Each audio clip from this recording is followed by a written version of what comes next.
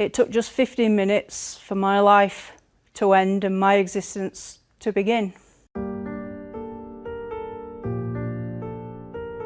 I was married to Darren for 16 years. In the beginning it was all roses and romance, but after the children were born he changed and he became controlling, aggressive, and I began to suffer from domestic abuse. So I took the decision to separate and I moved to my mum's. In domestic abuse, a lot of it for men is the control, because he'd lost that and the boys didn't want to see him. Then the harassment started. Despite me telling the courts that I knew he was capable of killing or hurting the boys, the unsupervised contact was allowed and it was set for 5 hours a week. In the end, he didn't need 5 hours to do what he wanted to do. It took just 15 minutes. The 22nd of October in 2014, the day started just like any other. And as I dropped Jack off at school, I thought to myself, he's growing so tall and so broad, he's becoming a young man. I then went and dropped Paul off at school and he'd shout over his shoulder, "To infinity and beyond." And those were the last words that we were ever to speak. I was just about to have my tea and there was a knock on the door. And as I opened the door, there was a local policeman on the doorstep. And I saw by his face that something was wrong, and there was this police car with the lights flashing, and I said, "What's he done?" And he said to me, "You need to come with me now. We need to go to Sheffield Children's Hospital. There's been an incident at the house, there's been a fire." So I got in the car and we drove to Sheffield Children's Hospital.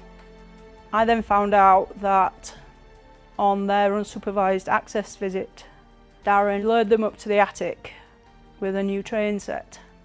And whilst Jack and Paul were up there, he'd even put a bowl of sweets out for them. He set 14 separate fires with petrol, and he barricaded the property as well to make sure the boys absolutely couldn't get out. Jack was a little boy, a gentle boy, with the heart and courage of a lion, and it was Jack's strength that pulled Paul across to the hatch of the attic.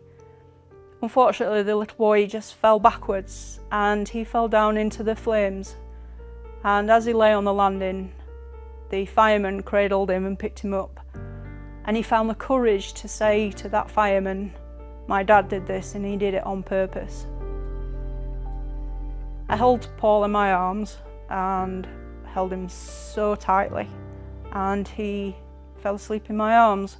Then I went over to Jack, and Jack was still fighting, bless him, because he'd suffered 56% burns after being in theatre for around 14 hours. His body could take no more, and that massive beating, brave heart finally stopped. Again, I had to hold him in my arms as he fell asleep. So I've got the Child First campaign, and I'm fighting to change the domestic abuse laws so that the courts don't issue contact at any cost.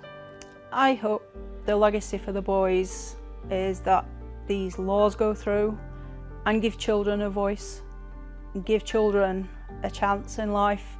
At the moment, I go to where they sleep and I touch their stone gently and I whisper, "I'm trying."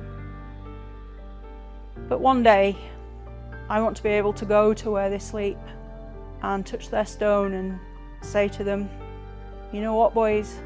I've done it, and I've done it for you."